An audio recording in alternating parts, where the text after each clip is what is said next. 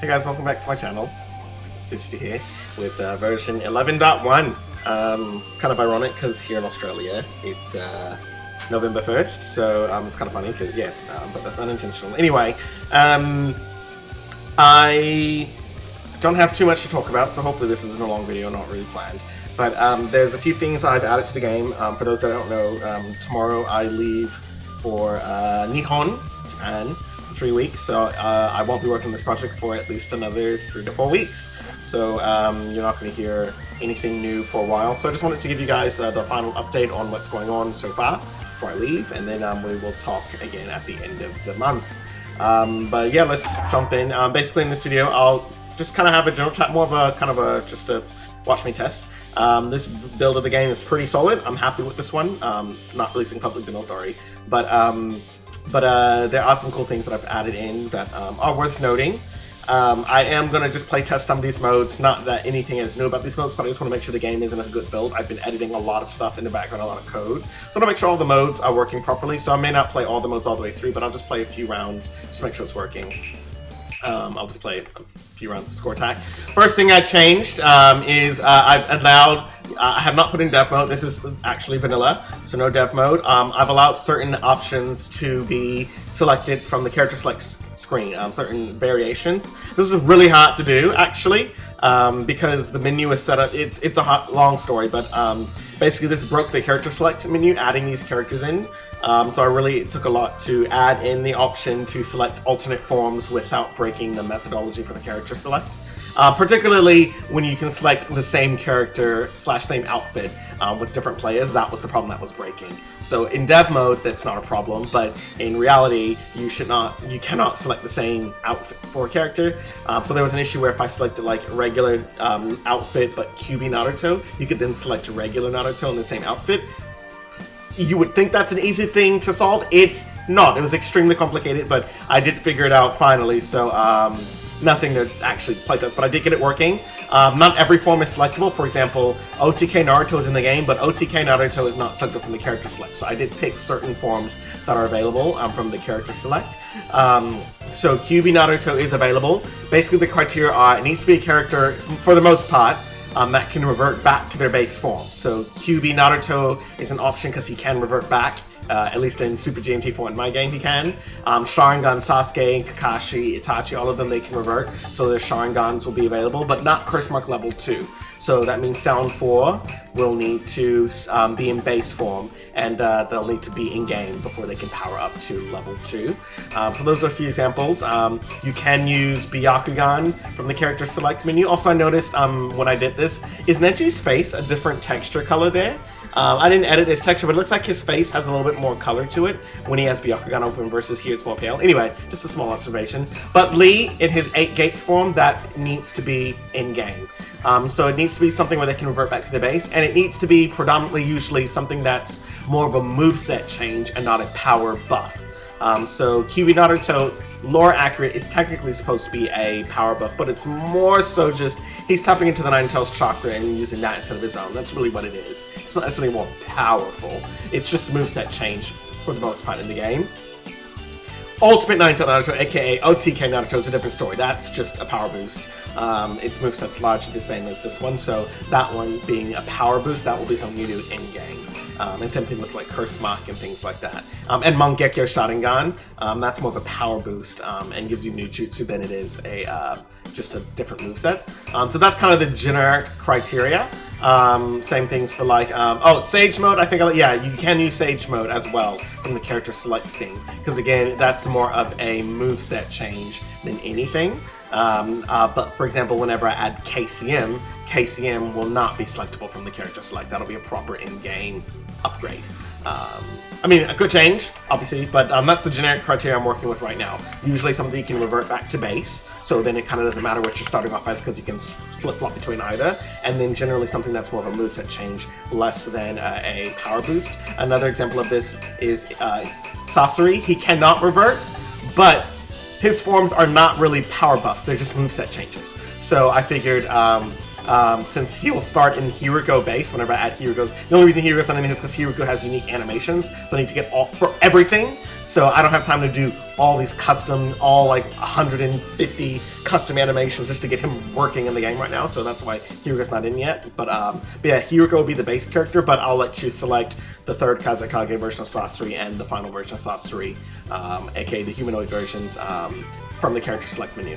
So that's the first change I've made. I'll just play a few rounds as Naruto, just to make sure it's all working. This is the arcade mode, so I just want to make sure, yep, it's randomizing the battles. I found out there was like a test stage that sometimes the randomizer will throw things up that it's not supposed to. Something that you wouldn't normally pick. So anyway, yeah, this looks just fine. Sorting in the battles. Obviously, don't mind the frame rate. This is still the unoptimized Leaf Village. I'll have to redo the Leaf Village completely. That'll be something, a project that I do just before launch. Oops. I'm just going to win one battle just to make sure it's working. It's useless. Okay, Pain's kicking my ass. And this should not... I need to do better because... He's supposed to be like a level 1 computer. Or level 2 minimum, because this is arcade, so arcade is, it's not scaled with settings, it's scaled per battle, so battle 1 usually starts off in CTE level 1, and then it scales to level 10, I'm sorry, level 10. By battle 10, it scales up to difficulty 4, which is the hardest computer, but no, this computer seems a bit hard for like a level 1. I mean, not hard, but like, I'm just good at the game. Should go to the next one, randomize, yep, random character. Oh, we got Byakugan Hinata. Get ready. Yep. Okay, yeah, this seems to be working just fine. Points carry over. Perfect. Alright, that's good. I don't need to do anything else with that mode. Perfect. Let me just make sure the team version works. And time attack, I'll just knock out two birds with one stone. Actually, I kind of like keeping out of test. I'm getting into it. Are you ready for me? There's no way I'll lose. Woo! This is almost starting to look like Storm.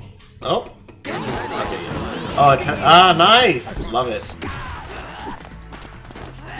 Take this. Why does Kakashi have an aura?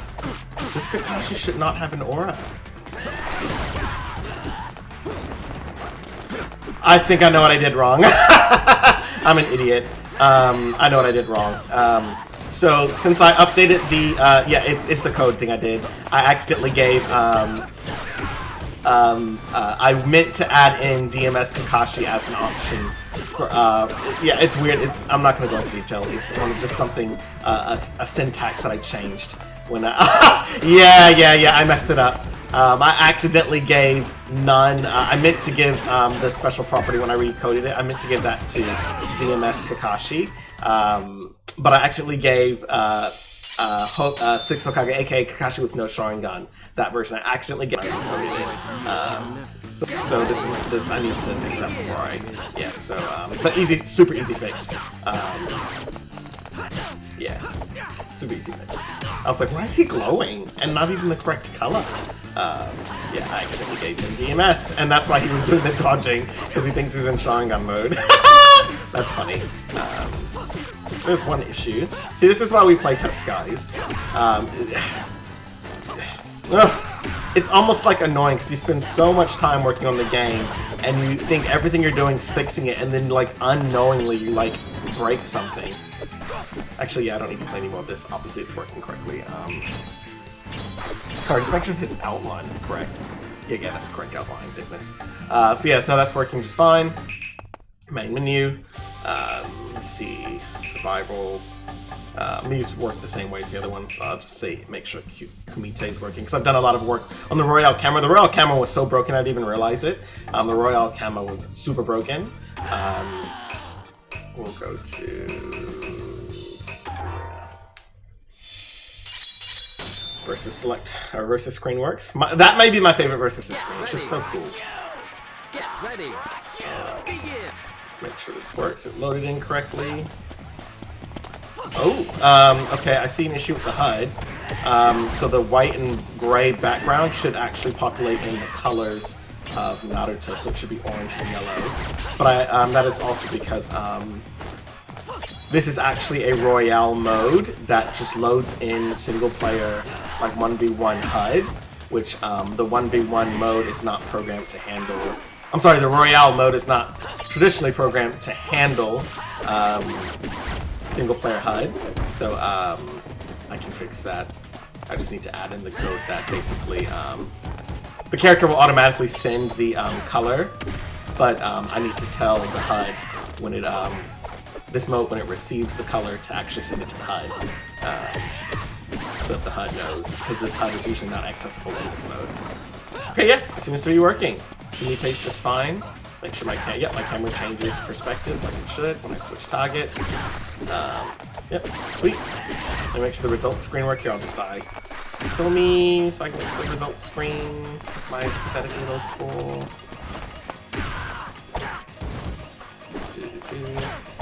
Yeah. So color, I need to fix DMS Kakashi and give the DMS to actual DMS Kakashi and not Sharinganless Kakashi. That's the irony. The irony is so funny to me. Okay, kill me so we can end this battle. And when you're trying to like get killed, they take so long, and then when you're trying to win. Okay, yeah. Perfect. The result screen works. Sweet. Hurricane Clash. I won't find all the probes, but I'll just make sure it's working generally. Should I play someone else? Let's get Sharingan Itachi with Edo Tensei. Let's go to... I love the Crimson Desert. It's my favorite stage. It's just so pretty to look at. You can't hope to defeat me. That was really fast. Okay. Yeah, it looks like this one's just fine. Yeah.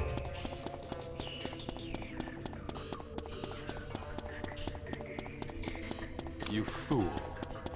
Sometimes I gotta figure out. I don't know why. This one I won't explore it now, but sometimes the sound effect plays, sometimes the sound effect doesn't play. See? I don't understand it. It only plays sometimes. It's weird. You fool. It's so annoying because there's no part in the code that would tell it to play sometimes versus not always. It's when you collect a probe, it plays a sound effect no matter what. Like there's no different code, but see, it's actually really messing up now. I've never seen it mess up this many times before. It's usually like it'll get most of them and miss one. Like it's just not even. So I gotta figure out why it's just not playing the sound effect. You fool. It's not playing it at all, is it? Hold on, let me try my volume up. Because I also have my volume really low. Let me listen. Maybe you guys are hearing it in the audio and I'm not hearing it in my thing. Let me hear. You fool. Yeah, it's not playing it. But I don't know why. I'll explore it later, but it's super annoying that that happens. But then it plays. Coding. I hate coding sometimes. Especially, like, yeah. Coding is not my favorite thing to do. I like when it works. I like playing games, but coding, when it just chooses not to work, I'm just gonna load in a search and rescue map to make sure it's working. Because with search and rescue, it loads in a different kind of map, an elongated map. Actually, while we're here, let's just get fun people.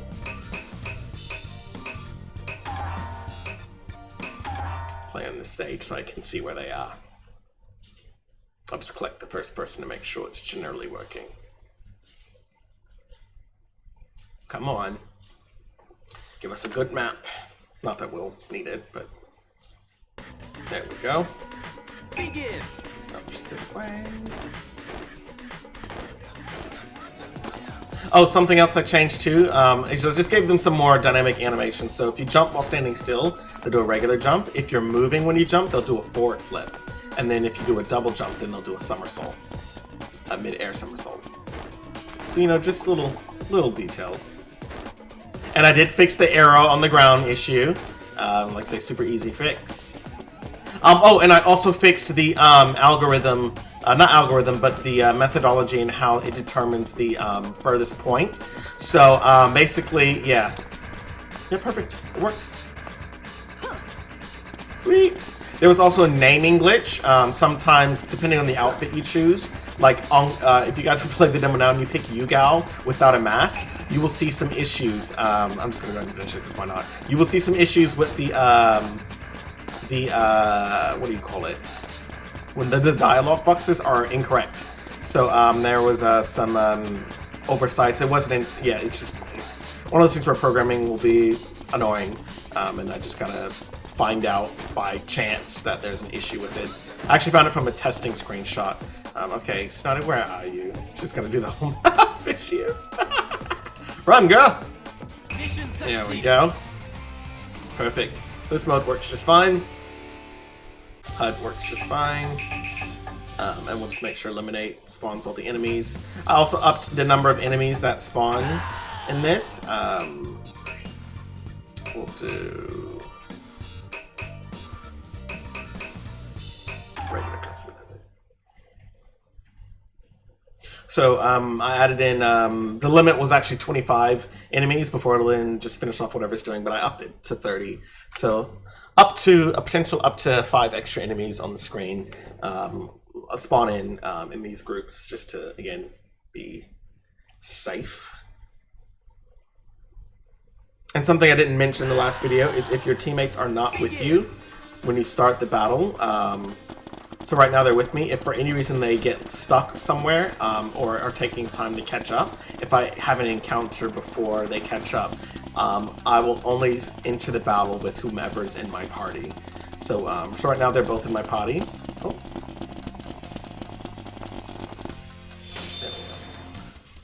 Get ready. Oh yeah, fainting's in the game now. Some of you guys may have saw my image post about it, but fainting is in the game, so if we get a timeout, they'll actually faint.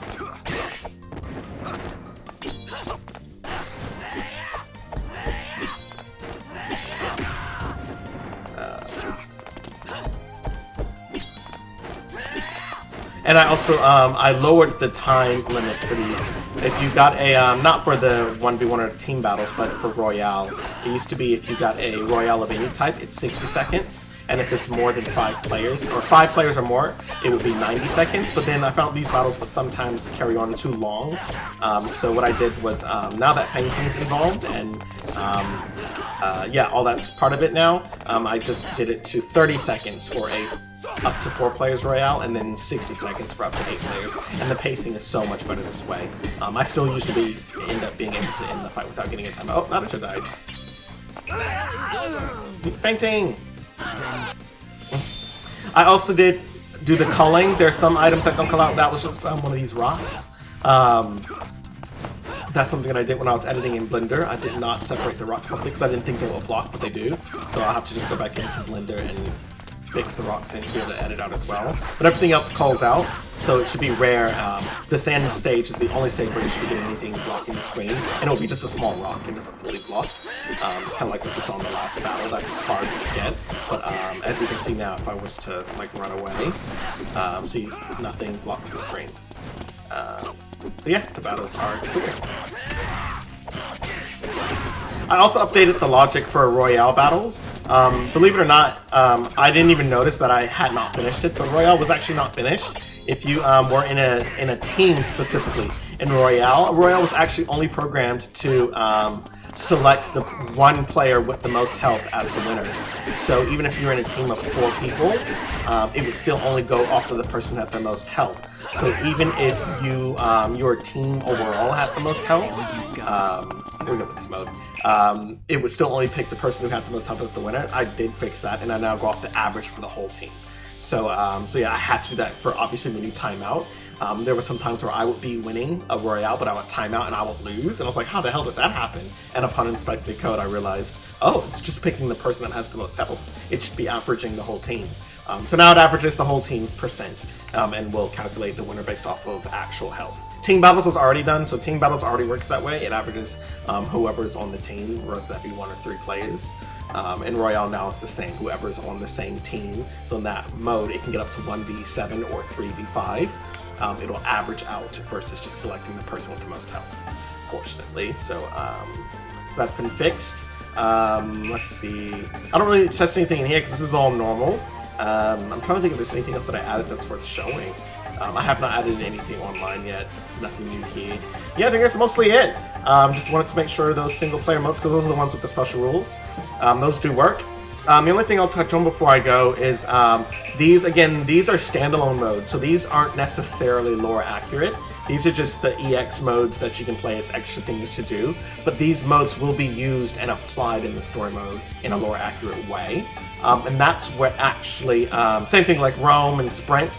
Roam is basically 3D roaming around a map, so like the Hidden Leaf Village, there's no objectives necessarily. This is just the Leaf Village and you run around. EX is the version where there's combat and like more of an objective. So it's not free roam, it's just you're in a maze-like area and it's puzzle solving. Sprint is the 2D version of EX mode, kind of a blend of these two. You'll see when you get there. It'll be a 2D mode and the combat will happen in the system. This is more similar to how the Oboro mode happened in Clash Ninja 2 Storm mode, where you're actually moving along a path, but you're still in the 2.5D system. So it'll be more like that, kind of like a 3D Ninja Council. So that's what Sprint's going to be. It'll complement these two modes as well, these two being 3D, and this is more exploration, this is more puzzle focused, and this one's a little bit of both, but in a 2D platform, but still in 3D, of course, because it's a 3D game. This is where you'll start seeing those breakouts. So missions is basically any combination of the actual gameplay modes, but with specific criteria and objectives. So a mission, whenever I add them, could be like, for example, the mission could be fight a battle with special conditions. Fight this battle, but you can't use substitutions, for example. Actually, no, sorry, that's more challenges. Missions is, that's challenges mode. So challenges is that kind of thing, where maybe you'll play a battle and it has special criteria. Win this battle without using substitutions, or win this battle with only 50% of your health. Win this battle in less than 30 seconds. Those are challenges. Also, you don't have to juggle the character for 10 combo hits, or hit your 100 combo hit challenge with Sasuke. So it'll be those kind of things, kind of like the mission mode from Revolution 2 and Revolution 3. Just things to do around the combat system. Missions is going to be more like, for example, take Team 7, go into the Force of Death, and find a Heaven and Earth scroll. So this is the EX mode, but the point objective here is to actually battle people to look for scrolls. So you're not just defeating everyone, neither are you just running around searching. It's a combination of both. You need to run around and search and you fight them to make them drop their scrolls. And the same thing, if you lose, they take your scrolls. So the idea is you need to fight and make sure, and once you collect 2 scrolls, having an Earth scroll, then you have to then work your way towards the tower, and that's how you complete the mission. That'll be obviously a story mode mission, and then you can replay that mission in the mission mode, which will be basically a way to relive story mode segments without having to play through the whole campaign. That's something I didn't like about Storm, because in Storm, you have all these great moments in the story mode, but if you want to go play a particular portion, you kind of can't. You got to play the whole thing again. And that's just, or you have to jump into the middle of a story and it's kind of like jarring, like suddenly you're listening to dialogue and stuff. So mission mode will be basically the story mode missions without the story. So for example, in the story mode, you'll obviously have to play as Team 7 and then find the Heaven and Earth scroll. And maybe I think they start off with the Earth scroll, I think, and then they have to find the Heaven scroll. So obviously it'll be the same way in my game or vice versa, and then work your way to the tower. Versus in mission mode, you can select whatever character you want and then play as if you were in the tuning exams. So that's kind of how missions mode works. Maybe in missions mode, again, you'll have the boss fight, which does take place in EX mode. So you'll have your boss fight, let's say, against the Eight Tails. In the story mode, you play as Team Taka versus the Eight Tails. And then once you beat that, you can unlock it in mission mode, which then you can pick any character to play the same exact boss battle. But this time, again, there's no story. You're just picking up and then using your favorite character to play the same boss. So that's kind of how mission mode's supposed to work. It's those story mode events without the story. So you can relive those exciting moments in an expansive gameplay mode without having to limit yourself to playing the story mode all the way through or playing as the characters the story mode allows you to play as. Imagine the 5 Kage Summit. Remember when you could play Sasuke in 3D and fight all the samurai in Storm 3? Back when they used to have unique things to do. Remember that mode? But you can only play that mode with Sasuke in the story mode. Well, imagine if that mode was standalone, and then you could go into the 5 Kage Summit as, I don't know, PTS Shino, and wreck them that way. That's how mission mode works, without having to watch dialogue. You just play that part of the story, except for there's no story, it's just that mission. So that's mission mode. Obviously, challenge mode's more like the missions from Revolution 2 and 3. And mini games are basically any kind of gameplay that has nothing to do with the combat or any of the modes. So mini games can be anything. Like this is going to be more similar to Ultimate Ninja. Like for example, remember they had the tree climbing mission mini game. It's going to be stuff like that. Things that you will never see in any other spot than mini games. These will be used in the story mode, but again, they won't have any purpose. And same thing with here. It's a way to replay those mini games from the story mode, except where you can pick whatever character you want. So I'm actually inclined to add in, for example, tree climbing in the Land of Waves arc. Just before they have their second encounter with Zabuza, Kakashi does teach them how to walk up trees. That could be a minigame, a way to follow the story, a lore-accurate story, break up the gameplay so you're not just playing fight after fight after fight, you're not just running around, again, aimlessly, but things to break it up that actually tell the story. You actually have to run up the tree and get to the top. And practice doing it. And that'll be one of the mini games. And then, of course, in story mode, you're playing as Naruto and Sasuke. And then in the mini game mode, you can pick whatever character you want for the same mini game. So that'll be mini games, and I'm going to try to include 1 to 2, maybe more mini games per season that are all lore accurate within the story mode. For example, Naruto training for Rasen Shuriken at the waterfall Yamato makes. That could be a mini game, trying to slice the waterfall as part of your Rasen Shuriken training, or the Shadow Clones, having all of them practice. These are all ideas for mini games that you can put. And again, you have it in the story mode, and then you can replay it in the mini game mode with whatever character you want, assuming it is a mini game that can support multiple characters. For example, cutting a waterfall with wind style, that's something you're going to have to pick Naruto every time. But fighting a boss, sorry, not fighting a boss battle, but what was the one I just said? Tree climbing, that doesn't have to be explicit Naruto, you can pick anyone to do tree climbing. So, it'll be variants. Most of them you'll be just like your own character. Some of them may be character specific, but you don't have to listen to dialogue or go to that part of the story mode and sift through which story chapter and episode was that. You can just jump right into minigames and go to the minigame you want to play.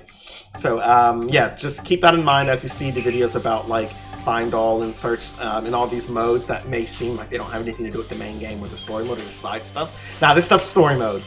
This is just the generic version to make sure the mode's working, and then when I get to story mode, you're going to see the same exact modes, but they're going to have a little hint, a little extra to make them more accurate. Eliminate the enemy. This is the same thing as the Force of Death.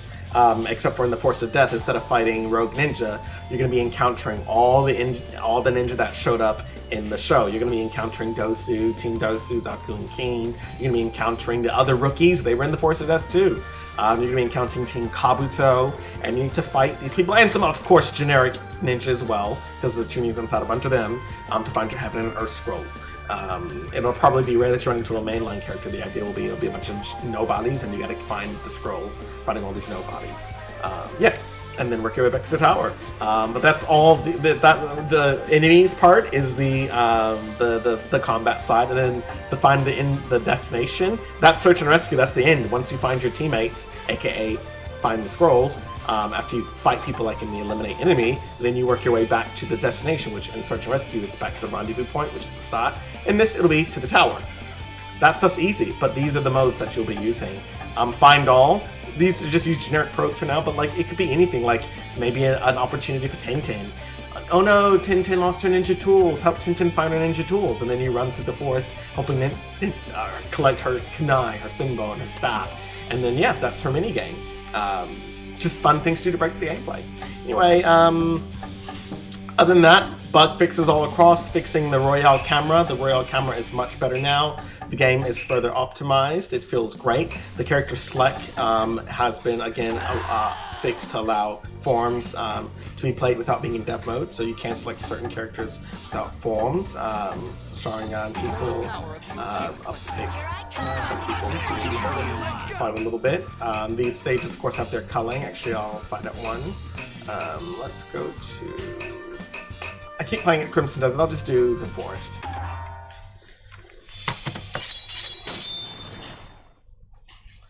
Let's see. Okay. It works fine. The culling's there. The game's running. And that happens sometimes. Don't know what that was. Great. Looks like it didn't break the game. Don't know what that was about at all. But hey. Looks like 1, 2, 3, 4, 5, 6. All the characters are still here, so yeah, no idea what happened. But hey, looks like it wasn't game breaking. Maybe it was just a camera glitch. I don't know. Okay, it's working. It seems to be working fine now.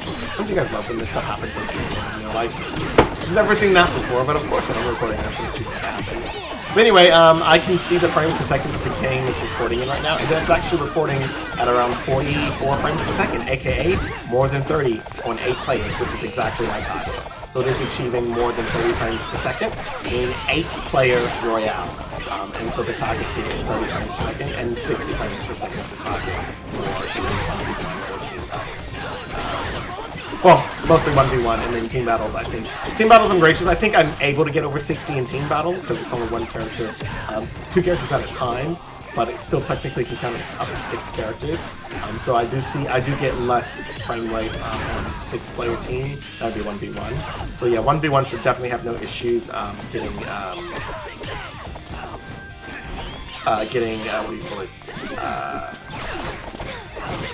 60 frames, and then all the other modes with 4 or more players, 5 or more players should be getting at least 30, and this is absolutely achieving. No major slowdowns or anything like that. Yeah, it's looking good. I would say no glitches, but of course the beginning of this video, beginning of this battle was something that should not hopefully happen ever again. I'll fix DMS Kakashi and the HUD issue of it, or just the colors not loading in Kumite. Let's see who's gonna win. Looks like Kiba's got the best shot of winning. Fainting's in the game now. They faint. No more zombie characters. Ino's dead. I think Kiba's gonna win, but who knows? Sakura may surprise us. Nope. Kiba won. Voices for most characters. Yeah, game's in a pretty good spot. Is there anything else I want to showcase? I don't think so. I think that's pretty much it. Yeah. Thanks guys for watching. I guess I should make sure the viewer works still. Just make sure this mode works, because again I've been tweaking a lot in the background. Let's just make sure. Yep. The viewer still works. Oh yeah, this is also a new dummy stance. This is from the game, so yeah, that's the actual formal dummy stance from Revolution 2. Yeah, game's good to go. Looks great. Hope you guys enjoyed, and thanks for watching. Cheers.